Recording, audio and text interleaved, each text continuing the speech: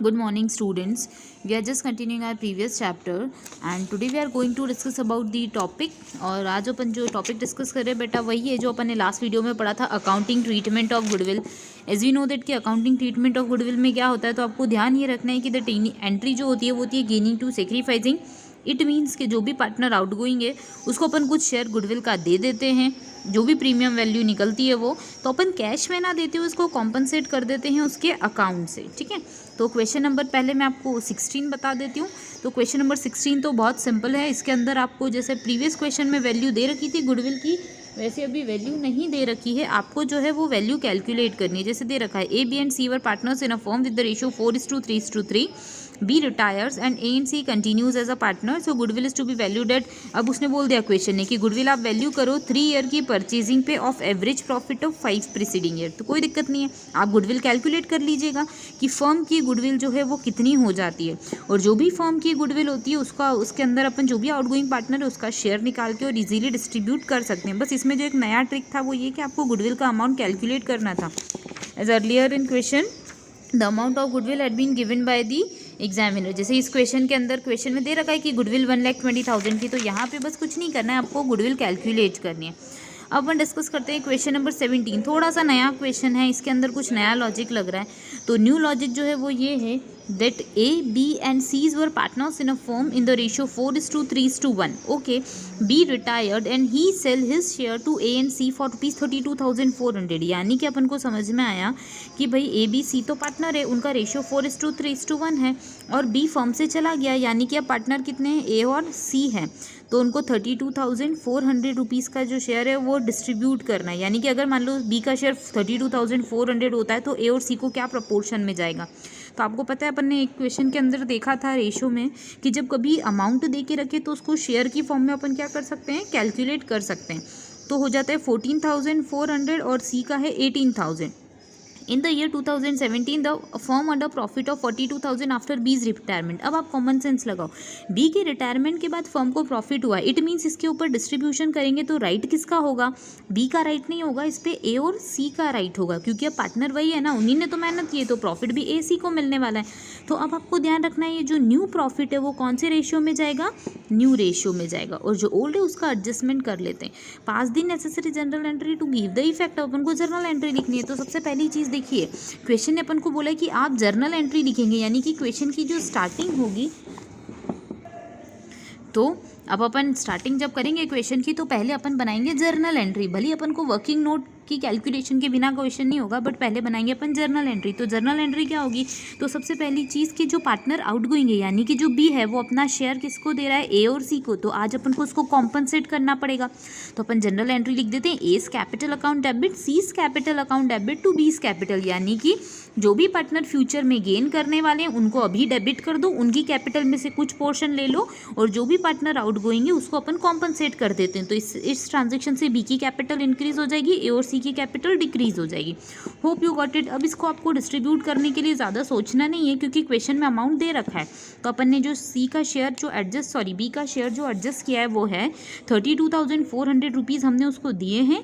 तो ए से लिया है 14,400 और बी से लिया है 18,000. That's it. इसके साथ अपना क्वेश्चन जो है यहाँ पे फर्स्ट एंट्री जो है वो कंप्लीट होती है.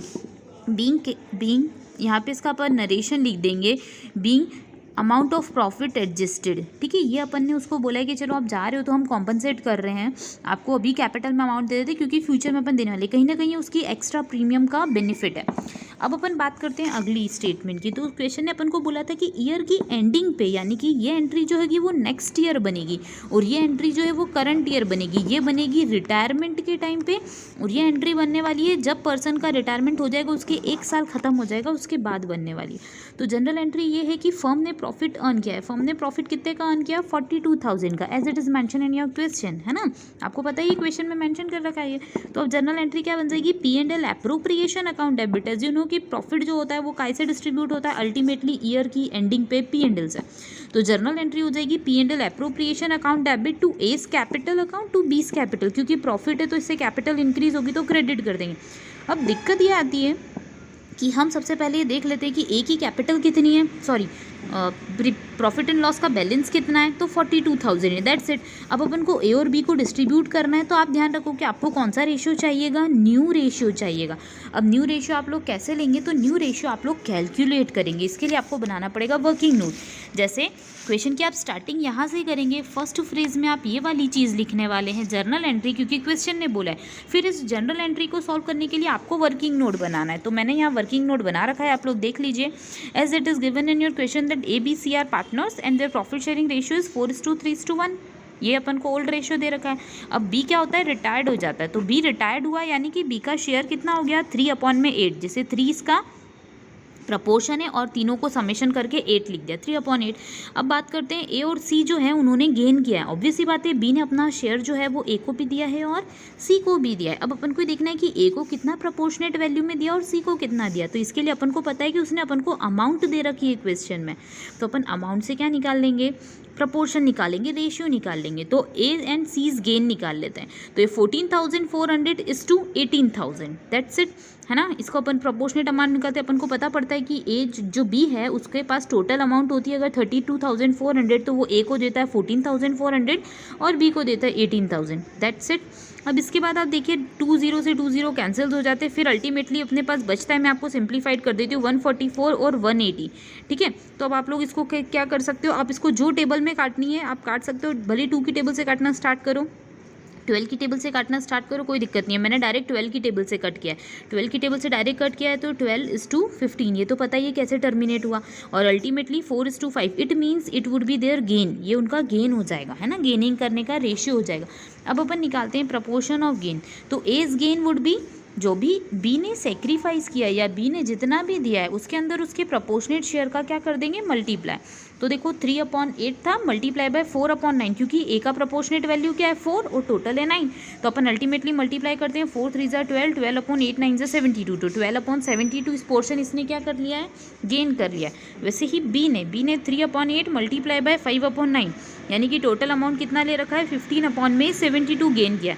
अब अपन को पता है न्यू रेशियो कैसे निकालते हैं, तो न्यू रेशियो का फॉर्मूला होता है old ratio plus gaining ratio. अगर ए का न्यू रेशियो निकालना है तो फॉर्मूला क्या हो जाएगा, ओल्ड रेशियो दैट इज 4:4/8, यानी कि 4 4 3 7 और 1 8, 4/8, बी सी का हो जाएगा 1/8 प्लस 12/72 और 15/72, जैसे अपन ने कैलकुलेट किया। अब आप इसका एलसीएम लेके सोल्यूशन करोगे तो आंसर हो जाएगा 48/72 और 24/72। बेटा आपको ये कैलकुलेशन तो आती ही होगी, क्योंकि अपन ने 3 चैप्टर से यही कैलकुलेशन सीख रहे हैं। तो अपन को रेशियो पता पड़ता है 48:21, विच मीन्स कि 2:1 अपना प्रॉफिट शेयरिंग रेशियो है। कौन सा रेशियो है ये, न्यू रेशियो, तो प्रॉफिट को अपन न्यू रेशियो में डिस्ट्रीब्यूट कर देंगे। तो देखो प्रॉफिट कितना है 42,000, तो 42,000 को 2:1 के अंदर डिस्ट्रीब्यूट कर दो, कोई बात। तो अब अपन इसको डिस्ट्रीब्यूट कर देते हैं 42,000 का, तो 28,000 और 14,000 में डिस्ट्रीब्यूट हो गया, दैट्स इट, यही अपना क्वेश्चन था। अब अपन को जो नई चीज़ समझनी है वो मैं आपको एक काम करती हूँ, पहले आपको ये बता देती हूँ कि एक और क्वेश्चन जो है वो आपको कैसे सॉल्व करना है। जस्ट लाइक क्वेश्चन नंबर 17 दे रखा है, ठीक है। तो क्वेश्चन नंबर 17 में आप लोगों को पता ही है कि अगर अपने पास कोई ओल्ड 17 अपन ने किया, 18 की बात करती हूँ, अगर कोई ओल्ड गुडविल होती है तो बेटा वो क्या हो जाती है, राइट ऑफ। ये अपन ने पिछले 2 चैप्टर में सीखा है, तो रिटायरमेंट में भी यही होगा, old goodwill would be return of among old partners in their old profit sharing ratio.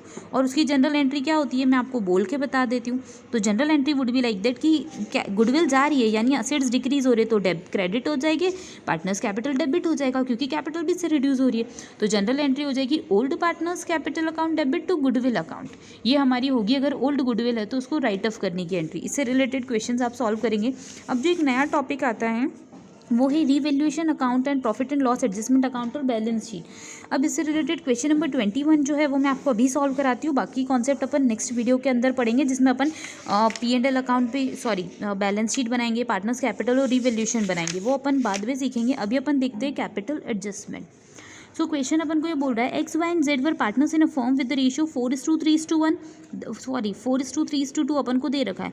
On 31 March 2014 respectively Y retires from the firm on 31 March 2014, Y चला गया। तो अब जल्दी बताओ न्यू पार्टनर कितने होंगे, एक्स और जेड, वेरी गुड। अब इसके बाद the capital of partners on that date after all adjustment were 19,650, 19,800 and 9,150। तो अपन को क्वेश्चन में बोल दिया है कि तीनों पार्टनर का कैपिटल इतना इतना होता है जब रिटायरमेंट होता है तब।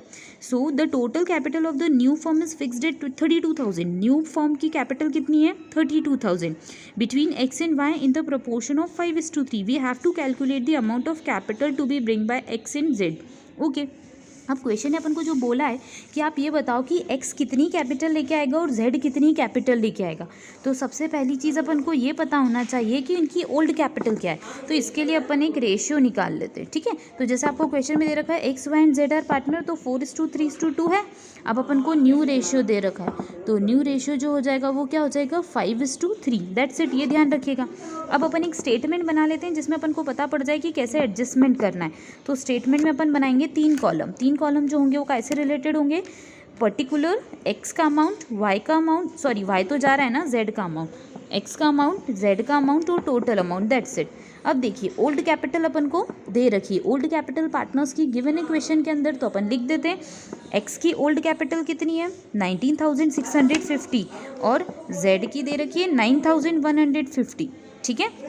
और न्यू कैपिटल की बात करते हैं तो न्यू कैपिटल फर्म की बोला गया है क्वेश्चन में 32,000। देखिए फर्म की कैपिटल टोटल न्यू कितनी है? 32,000। तो इसको अपन डिस्ट्रीब्यूट कर देते हैं 5:3 के रेशियो में। अब ये डिस्ट्रीब्यूशन आपको आता है, 32,000 कॉमन फिगर है तो इसको डिवाइड करेंगे, total of ratio which is 5 + 3 would gives you 8।